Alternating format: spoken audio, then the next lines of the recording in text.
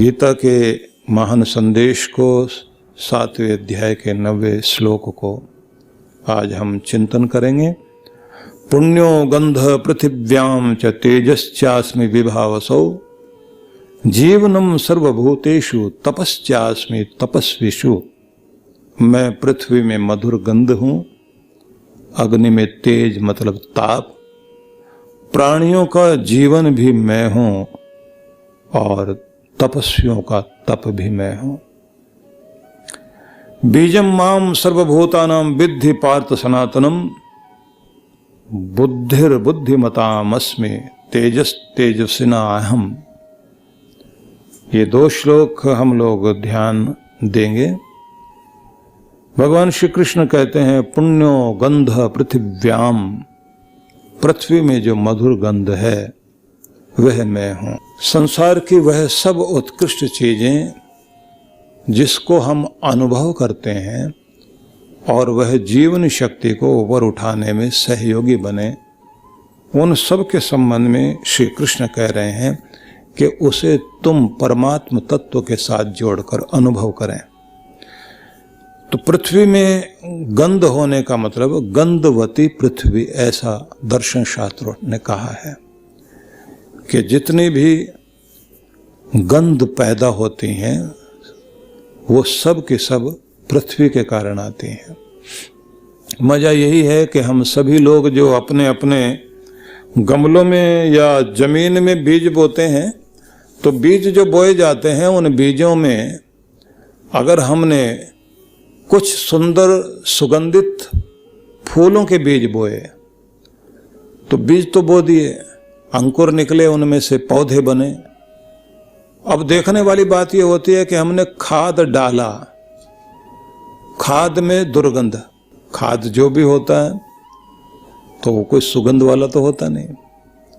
खाद डाला, पानी डाला, आकाश से हवा और प्रकाश, सूरज की धूप उनको मिली। अब जो जमीन से खींच रहा है, जो भोजन ले रहा पौधा, तो खाद वाला उसी में से वो भोजन ले रहा है। लेकिन जब फूल खिले और उन फूलों में सुगंध आ गई, तो कहां से सुगंध आई है? पृथ्वी के अंदर से सुगंध खींचकर उसने फूलों को दी। आनंद की बात यह है, जैसा पौधा होता है वैसा ही पूरे आकाश से, पृथ्वी से, वायुमंडल से उसी तरह की चीजों को खींचकर प्रकट करता है। कितनी भी दुर्गंधित चीजें हों जमीन में डाली जाती हैं, तो जमीन में डाली जाती हैं तो वो सारी की सारी उनकी दुर्गंध कुछ दिनों के बाद में समाप्त हो जाती है। इस पृथ्वी में ही सभी तरह की गंध आती हैं और इसी में समाप्त हो जाती है, इसी से प्रकट भी होती है।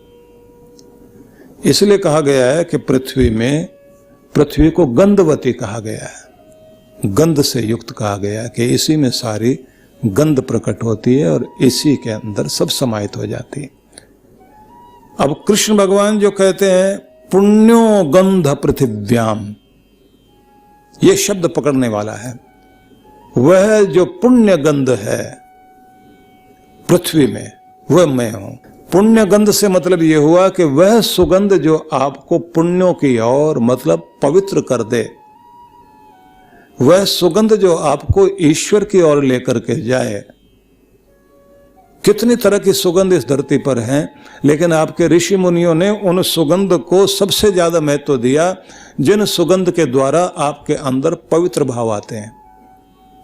तो अगर आप देखें तो ज्यादातर जितने भी दुनिया भर में मार्केट में चीजें बिक रही हैं, तो सबसे ज्यादा सौंदर्य प्रसाधनों में भी सबसे ज्यादा पसंद आने वाली सुगंध, चेहरे पर लगाने वाली और शरीर पर लगाने वाली क्रीम से लेकर के और जो तेल लगाए जाते हैं वो सब के सब सुगंध उसमें डाली जाती।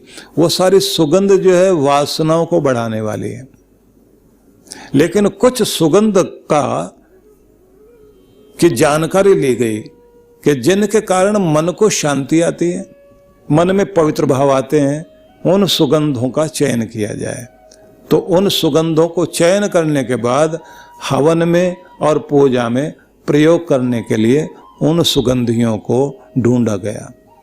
उन सुगंधों में आप देखते हैं कि चंदन को सबसे अधिक महत्व दिया गया।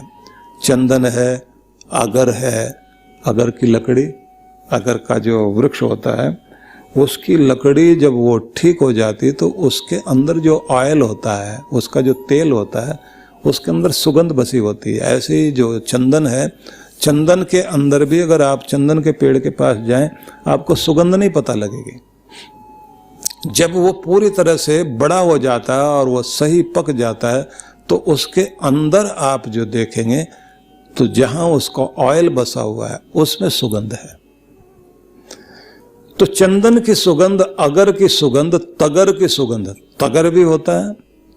ऐसे अनेक तरह की 33 तरह की जड़ी बूटियों को ढूंढा गया जिनको हवन में डाला जाता है। उसको माना जाता है 33 प्रकार के देवताओं को। वहां देवताओं से मतलब है वह देव शक्तियां जो ब्रह्मांड में चारों तरफ विराजमान हैं, उन शक्तियों को अपनी ओर खींचने के लिए सुगंध का भी प्रयोग किया जाना चाहिए। वह सुगंध आपके भी जिंदगी को ऊंचा उठाती है। इसलिए पवित्र सुगंध कहीं बह रही हो, उस स्थान पर जाकर आप बैठें तो आपके अंदर एक तो फ्रेशनेस आती है, ताजगी आती है। हालांकि सुगंध जितनी भी है, मनुष्य के साथ में व्यवस्था भगवान ने इतनी अद्भुत की है कि आपके चेहरे पर कितने सारे 5 तरह के इंस्पेक्टर यहीं दिए हैं। ये इंस्पेक्शन करते हैं। जब आपके सामने कोई भोजन लाया जाता है, हलवा लाया गया, तो वह हलवा लाया गया तो उस हलवे को आप आंखों से तो देख रहे हैं कि हाँ बहुत अच्छा लग रहा है, कलर तो ठीक है, लेकिन इसमें घी ठीक डाला गया, ठीक घी से बना है, तो आप उसके सुगंध नाक के पास ले जाते हैं। तो यहीं पर जीभ है, वो स्वाद बताएगी, ये भी एक इंस्पेक्टर है। नासिका है, ये ढूंढ के बताते हैं, इंस्पेक्शन करते हैं कि हम जानकारी देंगे सुगंध की। आंख भी यहीं पर है, कान है और त्वचा, चमड़ी, सारी भीड़ भगवान ने यहीं इकट्ठी की क्योंकि बड़ा महत्वपूर्ण स्थान है ये।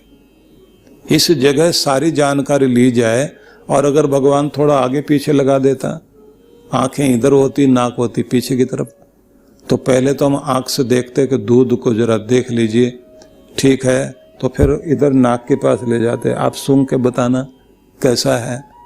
उसके बाद में मुंह टेढ़ी तरफ होता है तो फिर इधर लेकर के और उसको पीने लगते, इतनी देर में उसमें कुछ गलत चीज गिर जाती। तो भगवान ने सारी चीजें एक जगह रख दी और सबका हिसाब किताब ऐसे। दूध आपके हाथ में गिलास है तो उसका ताप के साथ साथ उसकी भाप ऊपर उठ रही है, तो उसमें डाला हुआ कोई आपने खजूर का गुड़ डाल रखा है।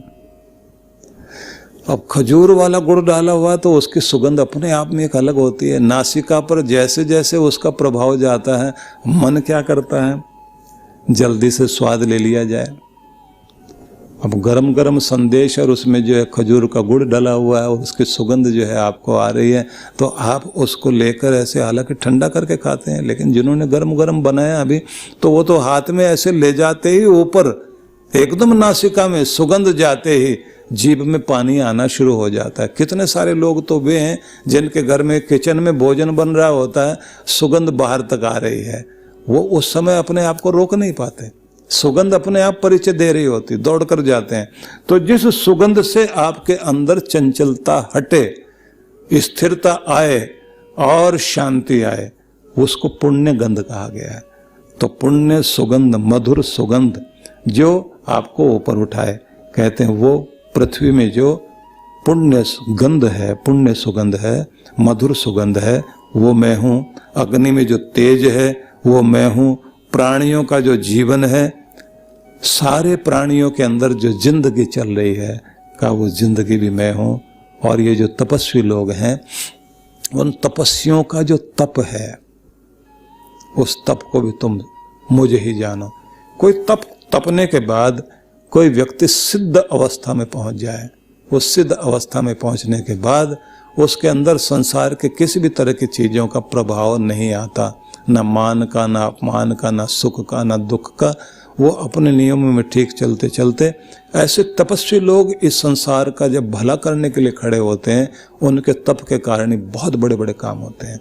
इसलिए कोई अगर तपस्वी व्यक्ति ऊंची राजगद्दी पर बैठा हुआ हो तो वो अपने सोने खाने और अपनी सुख सुविधा पर ध्यान नहीं देगा, इस धरती को बहुत कुछ देकर जाएगा। तपस्वी होना हमारे ग्रंथों में सबसे ज्यादा महत्वपूर्ण माना गया है। ये कहा गया कि आपको तपस्वी जरूर होना चाहिए, क्योंकि दो ही तरह के लोग हैं, एक भोगी विलासी लोग, आराम पसंद लोग, जिनको जो है आराम मिलना चाहिए। आराम में अगर मिल जाए तो और आराम चाहिए, और आराम मिल जाए तो मरना पसंद करेंगे, बस यहीं पड़े रहें, यहाँ से निकले नहीं। वो एक अपने कंफर्ट जोन में बैठना पसंद करते हैं, वहाँ से उनको मुश्किल नहीं चाहिए कोई भी, यहीं रहें, बस यहीं बसेंगे, यहाँ से हमको जाना नहीं। मेहनती व्यक्ति वो होता है, तपस्वी व्यक्ति वो होता है जो स्थिति में परिवर्तन लाया करता है, कष्टों का सामना करने को तैयार होता है, जोखिम लेने को तैयार होता है। वो जो उसके अंदर का तप शक्ति है, तप बल है, कृष्ण भगवान कह रहे हैं, उसे तुम भगवान का रूप ही समझो। बीजम माम सर्वभूतानाम विद्धि, और समस्त प्राणी मात्र का जो शाश्वत बीज है, मुख्य कारण का, वो मुझे ही तुम जानो। और एक शब्द और भी कहा गया है, बुद्धिर बुद्धिमतामस्मि। बुद्धिमानों में जो बुद्धिमत्ता है, समझदारी है, वो मैं ही हूं। बुद्धिमान होना एक बात है, बुद्धिमानों के अंदर जो विवेक होता है और विवेकनी शक्ति होती है, वो बहुत बड़ी चीज होती है। किसी घर के अंदर कोई समझदार आदमी बैठा हुआ है, वो उस घर को संभालता है, क्योंकि समझदारी के साथ में जिम्मेदारी आती है। जो जिम्मेदार आदमी होता है, उस आदमी को सबसे पहले एक बात समझ में आती है कि अगर मैं यहां पर हूं तो फिर यहां कोई समस्या हो नहीं सकती। एक जिम्मेदार आदमी बैठा हुआ है। बहुत पहले हम लोग एक स्थान में गए, विद्यार्थी थे, तो राजस्थान में जगह एक अलवर है, तो अलवर में गए तो वहाँ एक मंदिर में, क्योंकि जा रहे थे आगे, मंदिर में रुके वहाँ। तो हमने पूछा कि यहाँ के मंत्री जी कौन हैं जो यहाँ की व्यवस्था देखते हैं। तो एक सज्जन सामने आए, बोले मंत्री भी मैं ही हूँ, संतरी भी मैं ही हूँ। सब लोग उनको वैज्य वैज्य कह रहे थे। तो जब उन्होंने कहा मंत्री भी मैं ही हूँ, संतरी भी मैं ही हूँ, तो उन्होंने तुरंत आगे आके कहा कार्य बताइए। जब परिचय दिया गया तो फटाफट वो सामान बैग वैग उठाने के लिए आए, और जो उन्होंने अंगोछा गले में डाल रखा था वो सिर पे बांध लिया, और सारा सामान सिर पर लेकर अंदर लेकर गए, रखा। उसके बाद वहाँ जो है वो जो लोग बैठे हुए थे अंदर कमरे में, सेवा करने वाले सेवादार, वो भागते हुए आए, वैद्य वैद्य महाराज आप क्या कर रहे हो। पता लगा कि वो बहुत बड़े वैद्य थे वहाँ के, और देर तक जो है वहाँ सेवा करते रहते थे मरीजों को देखने के बाद। अब वो बंद करके जाने ही लग रहे थे, उस समय हम लोग पहुंचे, और उस जगह के अधिकारी भी वही थे। तो हमने कहा आपने तो परिचय दिया नहीं, लेकिन आपका परिचय तो मिल गया। आपने कहा मंत्री भी मैं ही हूँ, संतरी भी मैं ही हूँ। बोले जो मंत्री है तो उसे संतरी पहले होना चाहिए। बोले संतरी जरूर, लेकिन संतरा नहीं हूं। तो हंसने वाले आदमी थे।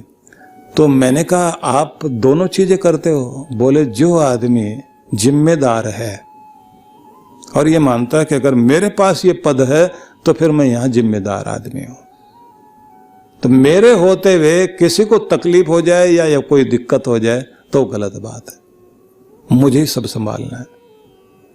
और उनको देख देख के वहां का एक एक आदमी इस तरह से दौड़ता था, भागता था। जब इतना बड़ा आदमी सारी चीजें करता है तो छोटे आदमियों को तो पहले शर्म आती थी। सब एक पांव पर खड़े हुए, और इससे उनका मान घटा हो ऐसा तो नहीं, उनकी छोटी सी बात की भी चर्चा होती थी। दुनिया में बहुत सारे लोग ऐसे हैं जो गैर जिम्मेदार लोग हैं।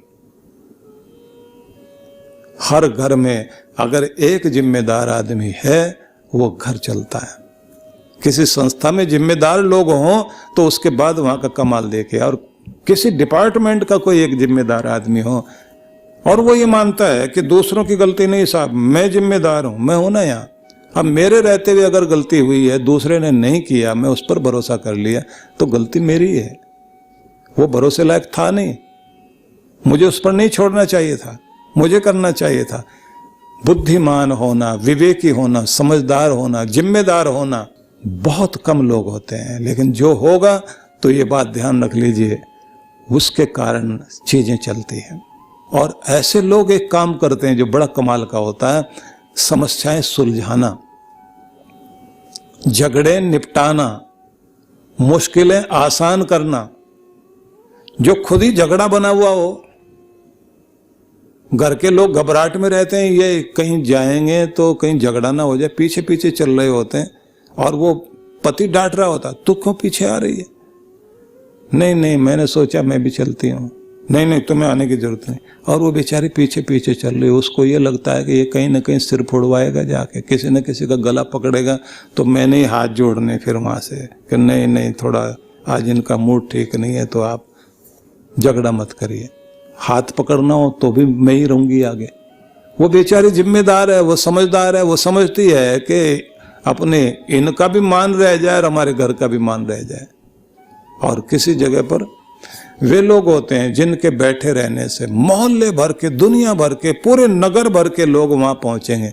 झगड़ा ठीक कराना है, समझौता कराना है, उनके पास पहुंच जाओ, सबके झगड़े वो निपटाएगा। और ये बात ध्यान रख लीजिए, एक तरह का स्वभाव आपका बन जाता है, लेकिन वो स्वभाव आप चाहें तो धीरे धीरे करके अपने आप को ठीक भी कर सकते हैं। और दुनिया में अगर किसी आदमी की कीमत बनती है ना, आपकी बुद्धिमत्ता से आपकी कीमत बनती है, आपकी मूर्खता से आपकी कीमत घटती है, और आपकी बुद्धिमत्ता से आपकी कीमत बढ़ती है। पुराना उदाहरण दिया जाता है कि भारत में नई नई मशीनें, भारत आज़ाद हुआ, नई नई मशीनें, उद्योग, कल कारखाने लगने शुरू हुए। जर्मनी से मशीनें लोग जो है मंगाते थे, अब जर्मन मशीनें आई हुई हैं और लगी हुई हैं। तो एक मशीन चलते चलते बीच में रुक गई। बॉम्बे से इंजीनियर बुलाया गया, हवाई जहाज से आया चलकर, मशीन रुक गई है। आते ही उसने जो है मशीनों को देखा, देखने के बाद अपना बैग निकाला, निकालने के बाद उसने उसमें से एक हथौड़ी निकाली, और हथौड़ी निकालकर उसने एक जगह 3 बार ठक ठक की आवाज करी, और उसके बाद उसने उसे देखकर सेट किया और फिर थोड़ा सा कोई लिक्विड डाला। उसके बाद बोले अब बटन दबाइए। जैसे उन्होंने बटन दबाया तो वो इंजन चालू हो गया। उसने कहा साहब 10,000 रुपये दे दीजिए। और सारे जितने भी वहां वर्कर थे वो भी चिल्लाए, हमको तो तनख्वाहें जो मिलती हैं, उस समय तनख्वाह भी 200-500 रुपये होती थी। किसी की तनख्वाह अगर 800-1000 रुपये तो बहुत बड़ी बात होती थी। ये 10,000 रुपये मांग रहे हैं, और करा कुछ नहीं, इसने एक हथौड़ी लेकर 3 बार ठक ठक किया। मालिक को भी उनकी बातें सुनकर के थोड़ा गुस्सा आया। उसने कहा साहब आपने छोटा सा ही तो काम किया, हथौड़ी मारी है, इसके आप 10,000 मांग रहे हैं। बोले नहीं, इसका तो 1 ही रुपया है, 3 बार ठक ठक करने के का 1 ही रुपया। बोले बाकी पैसे? बोले हथौड़ी कहाँ मारनी थी इसके पैसे हैं बाकी, क्योंकि ये अक्ल सबको तो नहीं है, कहाँ हथौड़ी मारनी। हमने बस यही बुद्धिमत्ता, यही कुशलता, यही स्किल, यही दक्षता प्राप्त की है कि किस तरह से क्या करने से रुका हुआ इंजन चलता है। वही है बुद्धिमत्ता। आप समझ लीजिए आपकी बुद्धिमत्ता की ही कीमत है, बाकी कोई कीमत नहीं। आदमी सब एक बराबर है। जिसने अपने अंदर अपनी बुद्धिमत्ता को, अपनी विशेषता को, अपनी कुशलता को, विशेषज्ञता को बढ़ा लिया, बस उसकी वैल्यू बढ़ती चली जाएगी। मनुष्य जितना ऊंचा चलता जाए उसको चाहिए अपनी बुद्धिमत्ता का विकास करता चला जाए। भगवान कह रहे हैं बुद्धिमानों की जो बुद्धिमत्ता है, समझदारी है, विवेक है का वो मैं हूं। तेजस्विना हम, और जो तेजस्वी लोग हैं उनका तेज भी मैं हूं। अब यहां तेज शब्द को आप थोड़ा सा समझ लेना। तेजस का एक अर्थ विक्रांत भी है। विक्रांत जिसे आप शूरवीरता, जिसे आप पराक्रम कहेंगे। पराक्रम जो है किसी के अंदर शौर्य हो। शूर है कोई तो शूर होगा शूरवीर, तो शूर के अंदर शौर्य, बहादुर के अंदर बहादुरी, वीर के अंदर वीरता। वो जो वीरता होती है, एक अकेला वीर जिस समय ललकारता है दुश्मनों को, अकेला व्यक्ति क्या कुछ कर जाता है। चाइना बॉर्डर पर हमारे देश के ऐसे बहादुरों का नाम आता है, जिस अकेले व्यक्ति ने कितने सारे सैनिकों को, चीनी सैनिकों को उस जगह से मार करके खदेड़ कर भगा दिया। अकेला डटा रहा। आश्चर्य लगता रहा उन चीनी फौजियों को भी, इस व्यक्ति में इतनी शक्ति कैसे। देखने में कोई व्यक्ति दुबला पतला हो सकता है, लेकिन उसके अंदर की जो वीरता है, उसका जो शौर्य है, वही उसकी सबसे बड़ी विशेषता होती है। कुछ लोग देखने में बड़े मोटे ताजे, देखने में लगता है बड़ा बहादुर आदमी है, लेकिन देखते ही एकदम जो है किसी समस्या को तुरंत घबरा जाते हैं, रोने लग जाएंगे, बच्चों की तरह रोने लग जाएंगे, क्योंकि उनके अंदर वीरता नहीं है, शौर्य नहीं है। भगवान कह रहे हैं किसी तेजस्वी पुरुष के अंदर का जो पराक्रम है, शौर्य है, उनके अंदर का जो विक्रांत रूप है का वो मैं ही हूं, जो व्यक्ति के अंदर की विशेषता को प्रकट करता है। इसलिए तो कहा जाता है एक अकेले व्यक्ति के अंदर वो गुण आ जाता है जब उसको प्रशिक्षण दिया जाता है और अपने पिछले जन्मों का प्रभाव भी होता है, जिसके कारण वो बड़े से बड़ी समस्याओं का सामना करने के लिए अकेला खड़ा हो जाता है।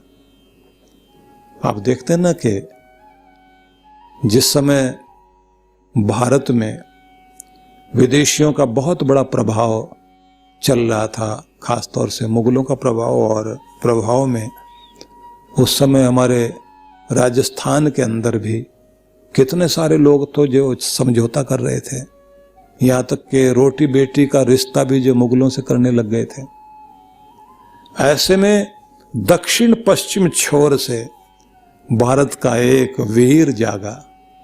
ऐसा लगता था उस समय कि जैसे पूरब के बजाय भारत के दक्षिण पश्चिम छोर से एक सूरज उगा है। जीजा बाई का बेटा वीर शिवाजी, अकेले व्यक्ति ने, और देखिए अगर कहें तो बहुत लंबा चौड़ा शरीर नहीं था उनका। शिवाजी का शरीर बहुत लंबा चौड़ा नहीं था, लेकिन उनके शरीर के अंदर जो उनकी आत्मा है, उनका जो पराक्रम है, उनका जो विक्रांत रूप है, उनकी जो तेजस्विता है, वो कितनी बड़ी है।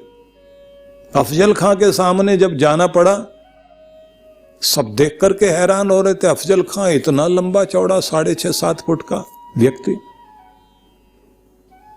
और जब शिवाजी गए और जिस तरह से उसको पछाड़ा, जैसे अनेक अनेक युद्धों को जीता, 16 वर्ष की उम्र में ही उन्होंने जिस तरह से तोरण का किला जीता, कितनी तरह की घटनाएं, 32 किले जीतने वाला व्यक्ति।